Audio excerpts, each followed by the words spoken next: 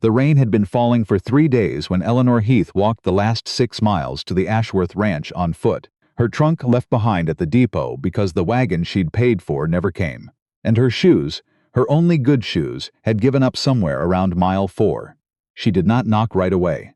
She stood at the gate for a long moment, looking at the house the way a person looks at a debt they're about to take on.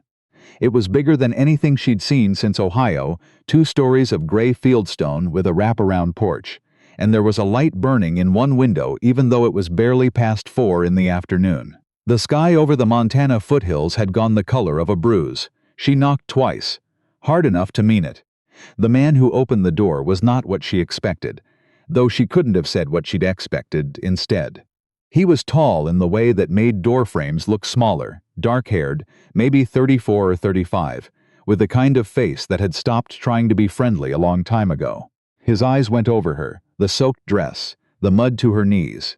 The bag clutched against her chest like it held something more valuable than 3 changes of clothes and a Bible that had belonged to her mother. "We didn't send for anyone," he said. "I'm aware." Eleanor's voice came out steadier than she felt. "I'm not anyone you sent for. I'm answering the advertisement in the Bozeman paper. Housekeeper wanted. Ranch of considerable size, room and board provided, must be capable and discreet. That advertisement is 2 months old. Then I imagine you still need a housekeeper." Something flickered behind his eyes, not quite amusement, but adjacent to it. The way a man might look at weather he hadn't planned for and decided grudgingly to let happen. He didn't smile. Gideon Ashworth, she would learn his name was, did not smile easily or often. And when she finally got him to do it, weeks from now, it would feel like she'd won something she hadn't known she was playing for. "You'll want to come in out of the rain," he said, like it cost him something to offer it. She did. The first week, Eleanor learned the shape of the house the way a person learns the shape of a wound, carefully, by touch, expecting it to hurt.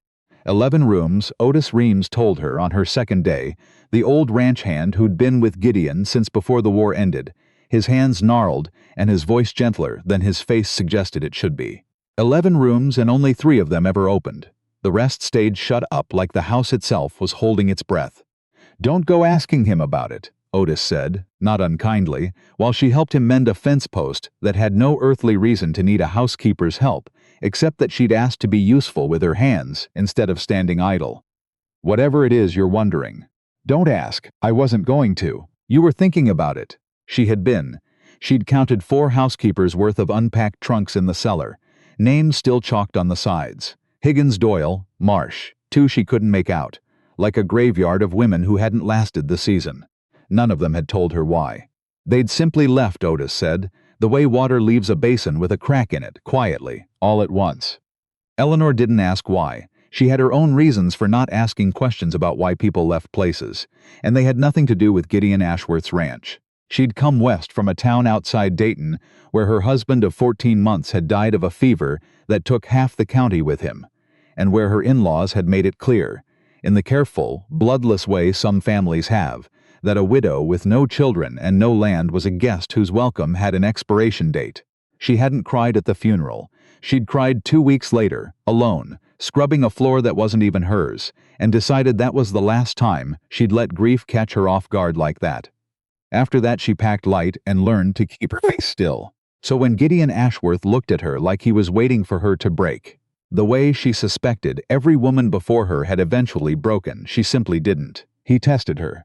Not cruelly, not at first. He left things in her way, the way a man tests ice before he trusts it with his weight. He told her the supper hour was 6 sharp, and then came in at 8:30, 3 nights running, expecting to find a cold plate and an empty kitchen, and a woman who'd give up on him the way the others had.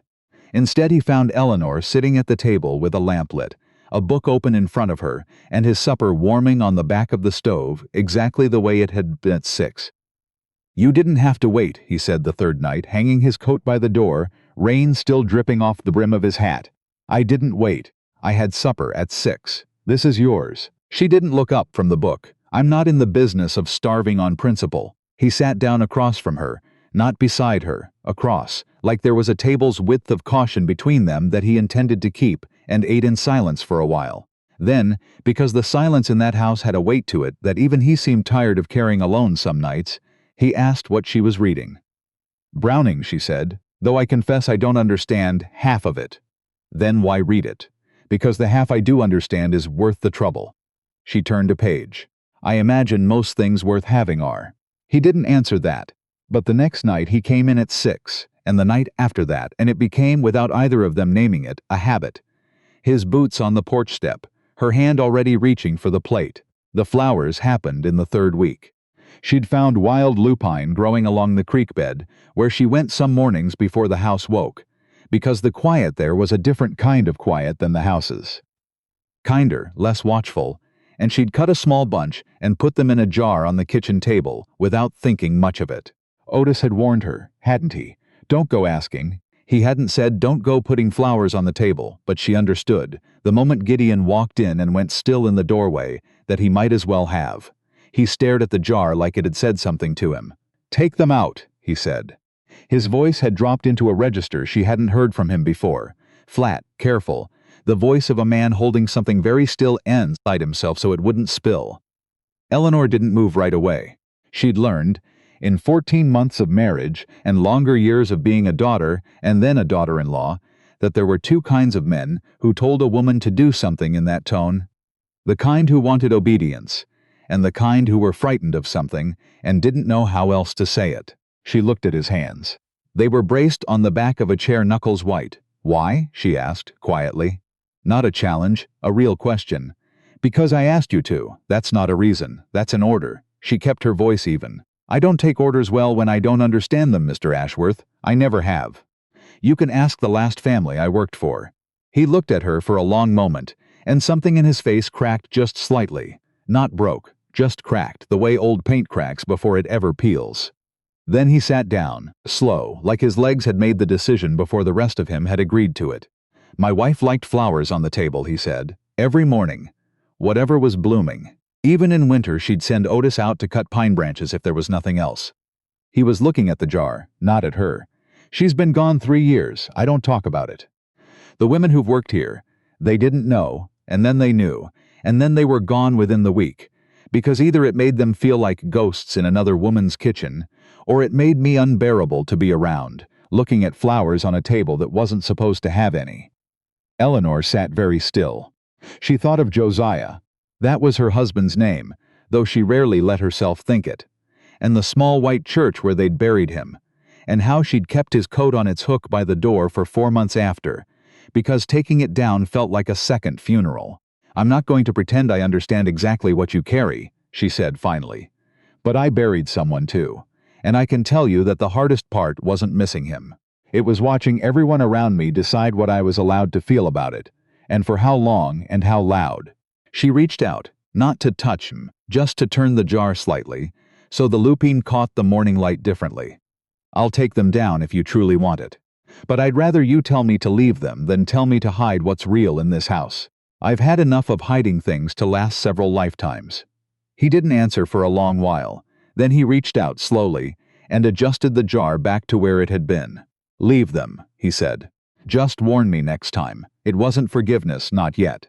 But it was a door left open instead of slammed, and Eleanor understood, with the particular clarity grief sometimes leaves behind, that this was a man who had spent 3 years building walls so high he'd forgotten there was a version of himself that used to let people in. What people in town said about Gideon Ashworth, and Eleanor heard plenty on her trips into Larkspur for supplies. Women lowering their voices the way people do when they think discretion is the same thing as quiet. Was that his wife, Marguerite, had died in childbirth along with the baby, and that something in him had died with them, and that 16 women since then had tried to court the grief out of him and failed. Because grief that old doesn't get courted out, it gets lived through, slowly, by someone who's willing to stay long enough to watch it happen. Eleanor hadn't been hired to court anything out of anyone. She told herself that often, in the months that followed, usually right around the moments she found herself thinking about the particular way Gideon's jaw worked when he was trying not to say something kind. He was not, she came to learn, actually a cold man. He was a careful one. There was a difference, and it had taken her weeks of watching. How he sat with a sick calf through a whole November night without complaint.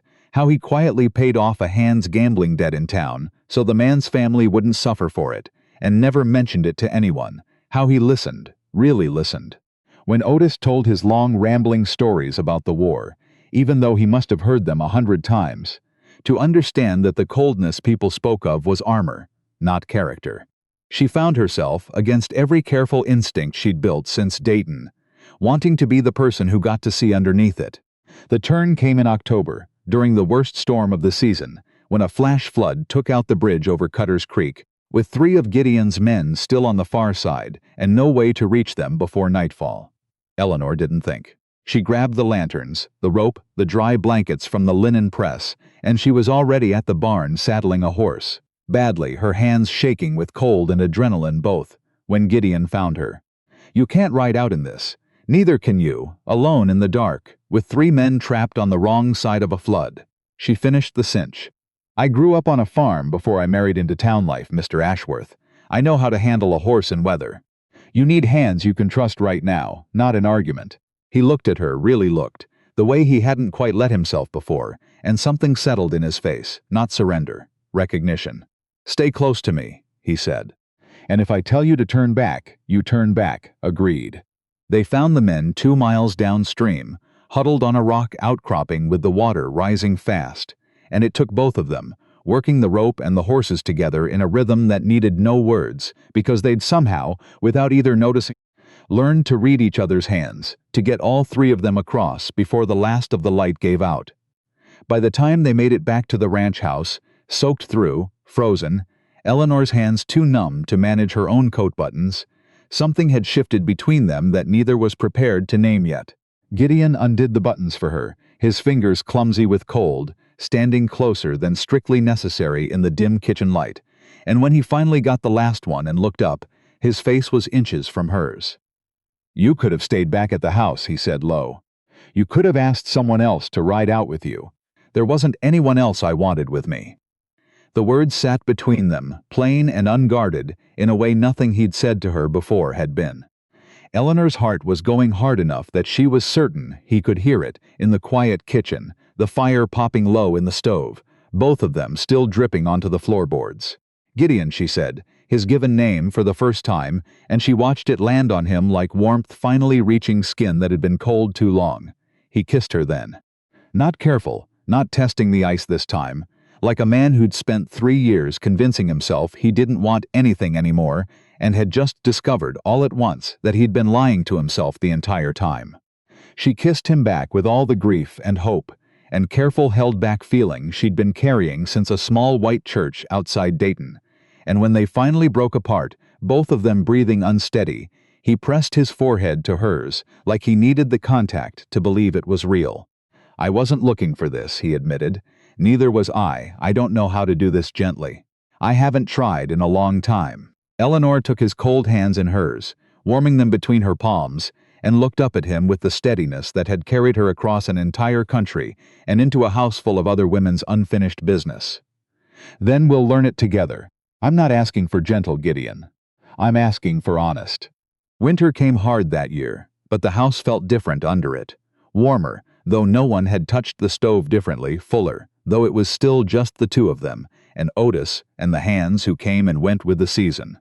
Gideon started coming in at 6 without her ever needing to keep a plate warm. He started talking, in small pieces at first and then in longer ones, about Marguerite, not as a wound he was protecting but as a person he'd loved and lost, which Eleanor understood was its own kind of healing, the difference between flinching from a memory and finally being able to hold it steady in your hands. She told him about Josiah too, about the coat on the hook, about the in-laws, who'd made grief feel like an inconvenience she owed an apology for. He listened the way he listened to Otis's war stories, fully, without rushing her toward a tidier ending. The wedding happened in March, small, in the same kitchen, where the lupine had once nearly cost her a position. With Otis standing witness and crying without an ounce of shame about it, and a circuit preacher who'd ridden 2 days through mud to do it, because Gideon Ashworth, it turned out, was a man people rode through mud for when it mattered. 11 rooms, Gideon said that night, standing in the doorway of the bedroom that had sat closed up for 3 years, until Eleanor had quietly aired it out that week, sunlight pouring through windows that hadn't been opened in longer than she'd been alive in this state. "I always meant to open more of them. Never had a reason. You have one now, Eleanor said, and reached for his hand. He came to her then, not careful this time, not holding anything back, and the house that had held its breath for 3 years finally let it go, room by room, the way a person finally exhales after holding still for too long. She'd come to this place, soaked and frozen and certain of nothing, except that she could survive whatever came next. She left that night certain of something else entirely. Something she hadn't let herself want since Dayton. And Gideon held her like a man who'd spent years convinced the wanting itself was the danger, and had only just learned otherwise.